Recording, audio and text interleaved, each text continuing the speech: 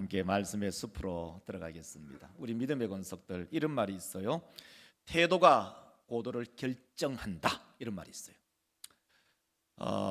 이 말은 이렇게 한 예를 들 수 있어요. 일본의 3대 영웅들이 있잖아요. 아주 유명한 그 100년의 전국시대, 이 전국시대 전쟁이 있었던 그 시대에 그 첫째가 오다 노부나카, 두 번째는 도요토미 히데요시, 우리는 왼수 덩어리, 도요토미 히데요시, 그 다음에 도쿠가와 이에야시, 이 세 명의 영웅들이 있었어요. 정말 전쟁의 신들이었죠.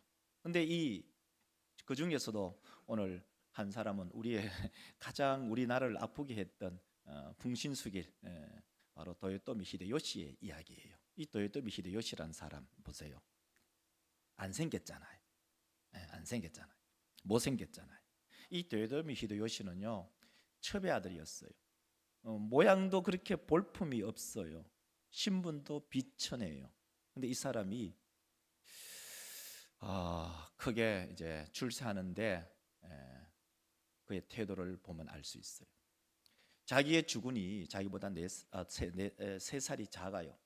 작은데 그 주군을 모시고 있는데 이 사람이 뭘 했냐면 그 허드렛 일을 하면서 신발을 관리하는 사람이었어요.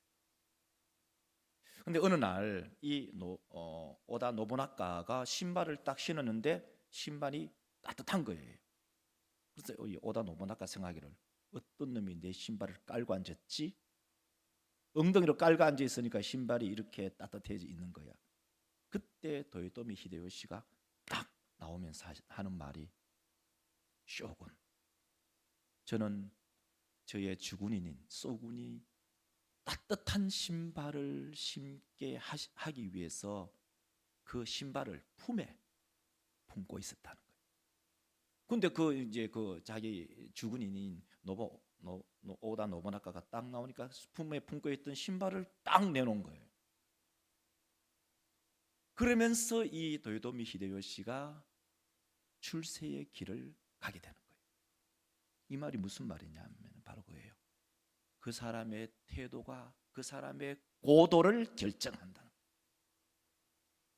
그 사람의 태도가 그 사람의 인생의 위치를 결정한다는 거죠. 지혜로운 사람은 사람의 말을 귀 기울이는 것이 아니라 그 사람의 태도를 눈여겨 봅니다.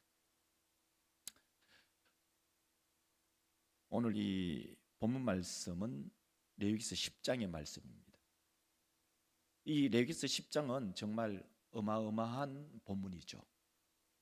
이 본문은 아론과 그의 자손들이 제사장으로 위임을 받고 난 이후에 예배를 드리는, 다시 말해서 제사를 드리는 사건인데, 그 사건의 두 아들이 한날에 죽어가는 이야기입니다. 아론에게는 4명의 아들이 있었습니다. 오늘 본문 속에 나타나는 나답과 아비후, 그 다음에 엘야살과 그리고 이다말, 이 4명의 아들이 있었는데 오늘은 2명의 아들이 죽임을 당합니다. 죽는 이유가 뭐냐? 하나님께서 명하지 아니한 다른 불을 가지고 제사를 드리다 하다가 죽임을 당하지요. 그것이 오늘의 본문의 이야기입니다. 근데 오늘 본문 말씀은 10장에 있지만 그 앞이 당연히 9장이고 그 앞이 8장이라고요. 8장과 9장의 전체적인 패턴이 뭐냐면 순종입니다. 첫째는 무슨 순종? 대제사장으로 위임받는 순종. 두 번째는 대제사장으로 위임받은 그 집안이 하나님께 예배드릴 때 하나님께서 그 예배를 받으심, 그리고 불로 응답하심. 그래서 이 8장과 9장의 전체적인 패턴이 뭐냐면은 여호와께서 모세에게 명하신 것 같이 되었다, 이 얘기를 계속적으로 하고 있습니다. 8장 9절을 한번 보시면 이렇게 말합니다. 그의 머리에 관을 씌우고, 이게 대제사장이 옷을 입히는 거예요. 그의 머리에 관을 씌우고 그 관 위 전면에 금패를 붙이니 곧 거룩한 관이라. 여호와께서 모세에게 명령하신 것과 같았더라. 8장 13절을 볼까요? 자, 보세요. 모세가 또 아론의 아들들을 데려다가 그들에게 속옷을 입히고 띠를 띄우며 간을 씌웠으니 여호와께서 모세에게 명령하신 것과 같았더라. 다음 보면 17절을 보면요, 그 송아지 그 수송아지 곧 그 가죽과 고기와 똥은 진영 밖에서 불살랐으니 여호와께서 모세에게 명령하심과 같았더라. 21절을 보면 물로 내장과 정강이를 씻고 모세가 그 순양의 전부를 제단 위에서 불사르니 이는 향기로운 냄새를 위하여 드리는 번제로 여호와께 드리는 화제라. 여호와께서 모세에게 명령하심과 같았더라. 이 8장과 9장은 순종의 패턴입니다. 여호와께서 모세에게 명하신 것 같이 다 행한 거예요. 8장과 9장은 순종의 패턴으로 쫙 오는데 10장에 딱 왔으면 그 순종이 불순종으로 확 꺾여버리는 이런 일이 발생한 거죠. 그래서 오늘 본문 말씀을 가지고 제목을 여호와 앞에서라는 제목으로 함께 말씀을 나누겠는데, 그 첫 번째는 사람의 태도가요, 그 사람의 위치를 결정하는구나. 그 사람의 태도가 고도를 결정하게 되어 있다는 거예요. 오늘 본문 말씀 1절을 한번 읽어보실래요? 보세요. 아론의 아들 나답과 아비후가, 첫째 아들 둘째 아들이에요. 아론의 아들 첫째 아들 나답과 아비후가 각기 향로를 가져다가 여호와께서 명령하시지 아니하신 다른 불을 담아 여호와 앞에 분향합니다.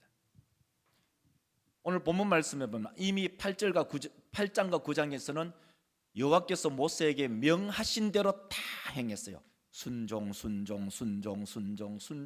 다 하니까 9장 마지막 절 되면은 불로 하나님께서 응답해요. 나중에 본문이 나와요. 그러니까 모든 것이 순종의 패턴으로 가는데 9장이 다 지나고 10장에 딱 오니까 방금 읽으신 대로 여호와께서 명하시지 아니한 다른 불로 제사, 우리가 말하면 예배를 드렸어요. 그 결과가 뭐죠? 2절 보세요. 읽으시기 바랍니다. 불이 여호와 앞에서 나와 그들을 삼킴에 그들이 여호와 앞에서 죽은지라. 10장 1절 10장 2절 여호와께서 명하지 아니한 다른 불로 예배를 드렸을 때 그 끝이 뭐냐? 여호와 앞에서 불이 나와서 그 다른 불로 드렸던 아론의 첫째 아들 둘째 아들이 불타 죽는 것.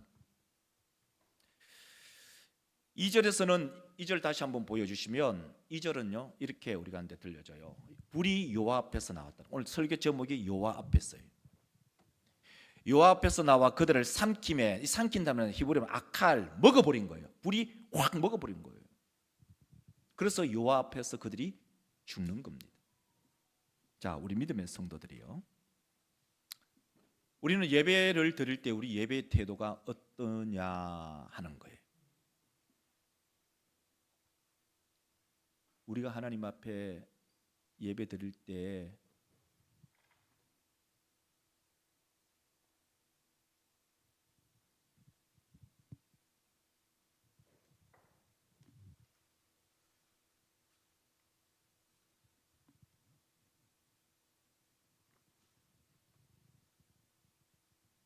그렇게 졸고 싶을까요?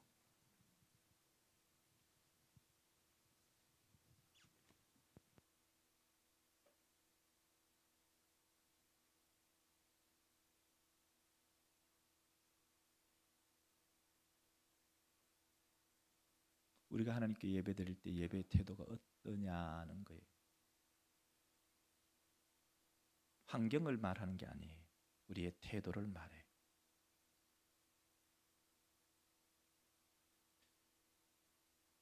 구장까지는 순종의 패턴이었어요. 순종하면 하나님께서 어떻게 응답하실까? 불로 응답하셨어요. 9장 24절이 9장의 마지막 절이 보세요. 여러분 읽으시기 바랍니다. 시작. 불이 여호와 앞에서 나와 제단 위에 번제물과 기름을 사른지라 온 백성이 이를 보고 소리 지르며 엎드렸다. 이미 설교 서론에 8장 9절, 8장 13절, 8장 17절, 8장 21절 그 전체적인 패턴이 뭐냐? 여호와께서 모세에게 명령한 대로 다 순종했어요. 그 결과가 뭐냐? 바로 하나님께서는 불로 순종에 응답하신 것이 9장 24절이 방금 읽었잖아요. 다시 한번 읽어볼까요? 다시 읽겠습니다. 시작. 불이 여호와 앞에서 나와 제단 위에 다 같이 읽어요. 제단 위에 번제물과 기름을 사른지라 온 백성이 이를 보고 소리 지르며 엎드렸더라. 아멘.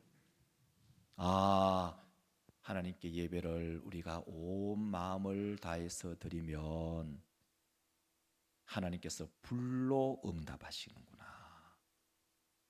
근데 반대로 여호와께서 명하시지 아니한 다른 불로 예배를 드리면 여호와 앞에서 불이 나와서 그 사람을 사르더라.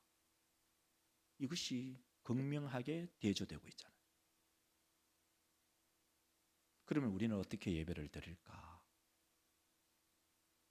우리 사람 믿음의 권속들, 나는 하나님 앞에 예배자로 나가는데 나는 어떻게 하나님 앞에 예배를 드리고 있는가를 질문해야 돼요.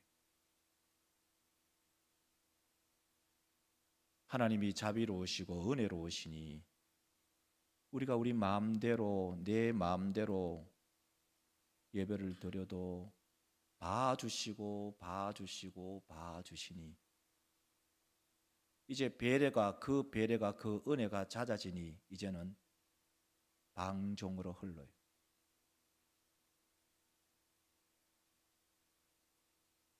우리 사람 믿음의 권속들이요, 예배자의 태도가 예배자의 위치를 결정합니다. 이러한 이야기가 있어요. 어느 한 교수님에게 학생이 찾아왔어요. 자기의 어려움을 호소해야죠. 자기의 어려움을 교수님께 호소하니 교수님이 펄펄 끓는 냄비를 가지고 오셔서 거기에 감자 그리고 계란 그리고 커피를 넣었어요. 물이 펄펄 끓는 거예요. 그리고 그 감자와 계란과 커피를 꺼내놓고 이렇게 말씀하시는 거예요. 봐라, 감자는 단단했지만 물렁물렁하잖아. 계란은 액체였지만 단단해지잖아. 커피는 아름다운 좋은 향기를 내잖아. 환경이 문제가 아니라 그것은 바로 태도의 문제이다. 우리 믿음의 성도들, 아무리 우리 환경이 때로는 어렵고 힘들어도 어떤 사람은 아름다운 또 냄새 좋은 향기를 낼 수가 있어요. 어떤 사람은 악취를 품어낼 수도 있어요.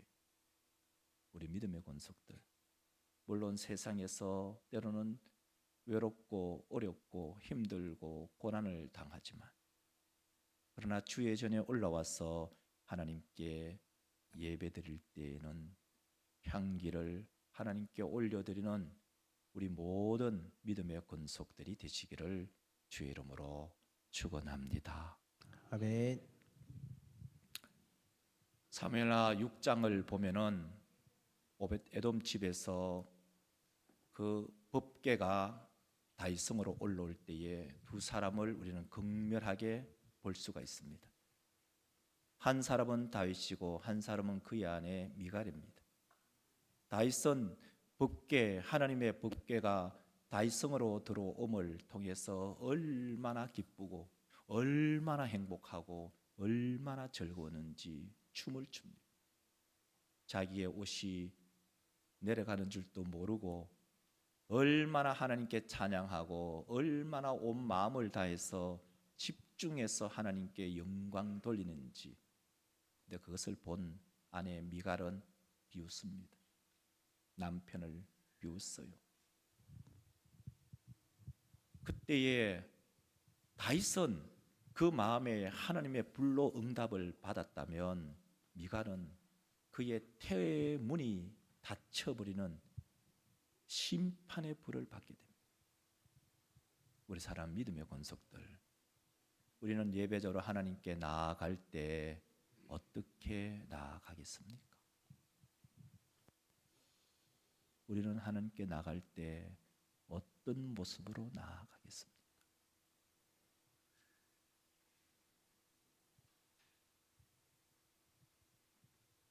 하나님 앞에 나갈 때 우리의 온 마음을 하나님께 집중하며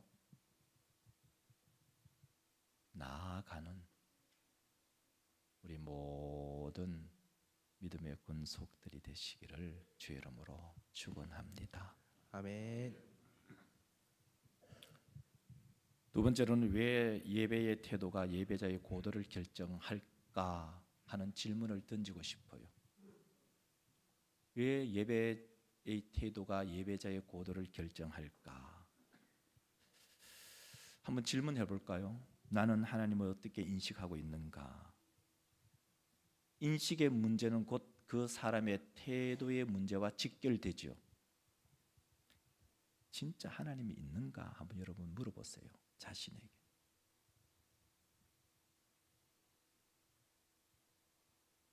내가 정말 하나님이 있다고 믿을까? 진짜 하나님이 살아 계시고 있을까? 하나님이 살아 있다면 정말 내 예배를 받으실까? 최소한 오늘 본문 속에 아론의 그 첫째 아들, 둘째 아들은 장자와 차자로서 상당한 권리, 기득권을 가지고 있었어요. 이 아론의 아들 나답과 아비후가 과연 하나님을 인식하고 있었을까?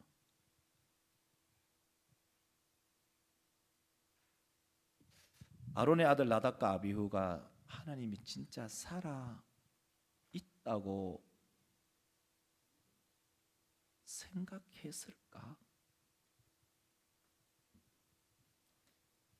우리가 드리는, 다시 말해서 나답과 아비후가 드리는 그 불로 하나님께 제사를 드리면 하나님께서 우리의 예배를 진짜 받을까? 진짜 받을까? 저는 최소한 오늘 이 본문 속에서 읽어보면 나답과 아비후는 하나님의 존재를 믿지 않았다고 저는 봅니다. 이거 목회자적 주석이에요. 나답과 아비후는 본인들이 예배를 드린다 해도 그 예배를 하나님이 자기들은 받지 않는다고 생각하고 있었어요. 이렇게 하든 저렇게 하든 상관없고 그 시간에 모이고 그 장소에 모이고 그 요식 행위만 하면 된다고 생각했어요. 내 몸이 거기 있으면 된다고 생각한 거예요. 그 형식만 갖추면 된다고 생각했을 거예요. 이건 목회자적 주석이에요. 그렇기 때문에 좀 더 강하게 말하면 나답과 아비후는 하나님이 살아있다고 생각하지 않았어요. 이것은 단언컨대 목회자적 주석으로 나답과 아비후는 정말 하나님이 살아있다고 생각했다면, 하나님이 정말 존재한다고 생각했다면 과연 좀 부드럽게 말하면은 과연 이렇게 할 수 있는가 얘기할 수 있지만 강하게 얘기하면요, 과연 이따위 짓을 할 수 있을까? 과연 이따위 짓으로 하나님께 예배드릴 수 있느냐 이 말이에요.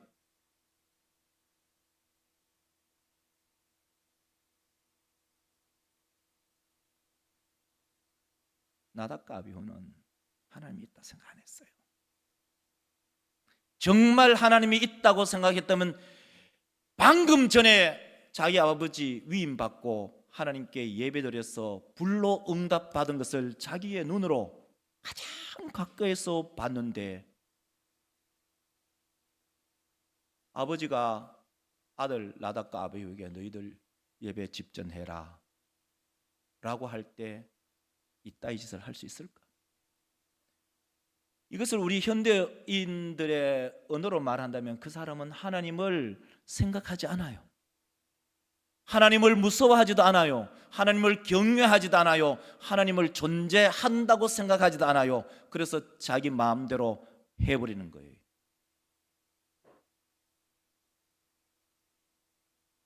그러면 왜 이 나답과 아비후가 자기 마음대로 행해버릴까? 그 이유가 뭘까? 도대체 그 이유가 뭐예요? 그 이유를 이렇게 우리 가운데 힌트를 주면서 설명해요. 8절과 9절에서 보세요. 여호와께서 아론에게 말씀하여 이르시되 너와 내 자손들이 회막에 들어갈 때에는 포도주나 독주를 마시지 말라. 그리하여 너의 죽음을 면하라. 이는 너희 대도로 지킬 영원한 규례다. 왜 나답과 아비후가 하나님께서 명하지 아니한 다른 불을로서 하나님께 제사를 드렸을까? 전날 술 퍼먹은 거예요.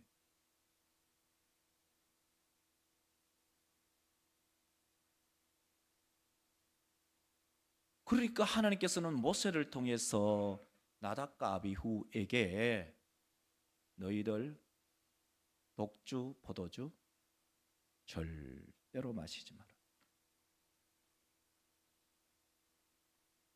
왜 그럴까요? 독주와 포도주로 취하면은 옳고 그름을 분별할 수가 없습니다. 그래서 10절에 이렇게 말을 하지 않습니까? 10절을 보면 보세요. 그리하여야 독주와 포도주를 마시지 말아야 너희가 거룩하고 속된 것을 분별하며 부정하고 정한 것을 분별하고. 여러분 이해하시죠? 결국 이 말은 물리적인 독주와 포도주 1차적으로는 그것을 문자적으로 말해요. 두 번째는 영적으로는 세상의 취함을 말하죠.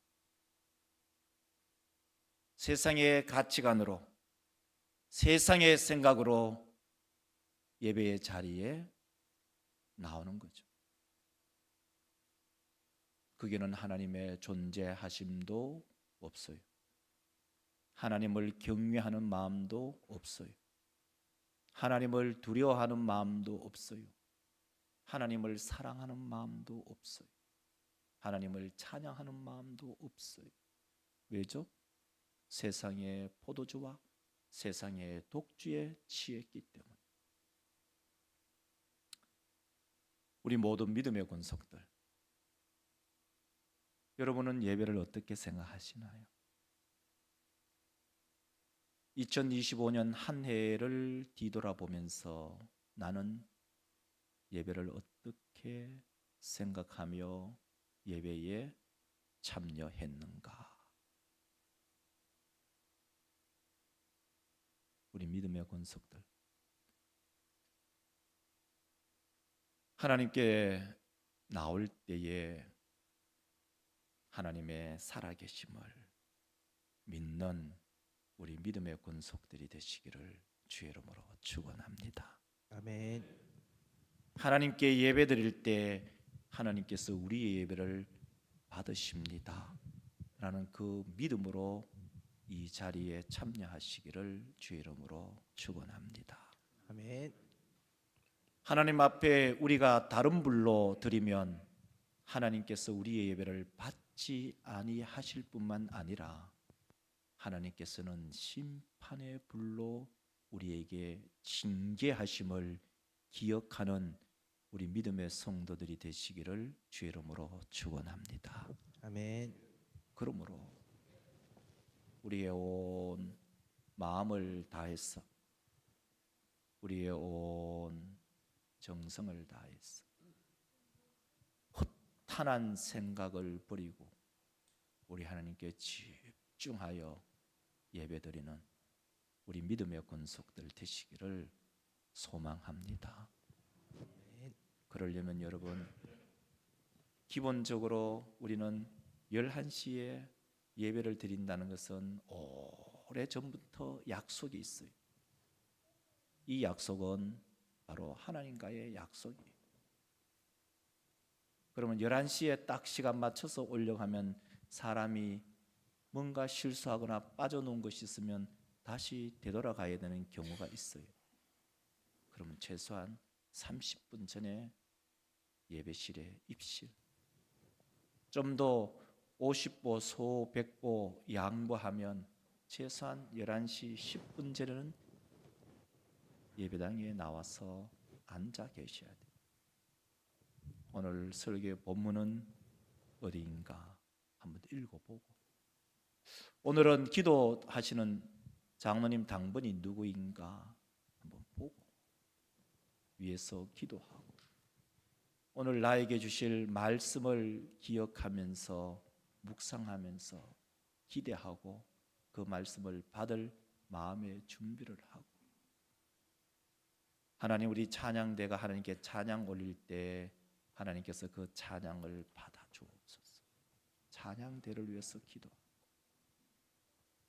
우리 모든 믿음의 권속들이 다른 불로 하나님께 나아가는 것이 아니라 하나님께서 명하신 불로 하나님께 나아가 예배드리며 하나님이 받으시는 거룩한 산 제사를 드리는 목사도 되고 우리 모든 믿음의 권속들이 되시기를 주의 이름으로 축원합니다.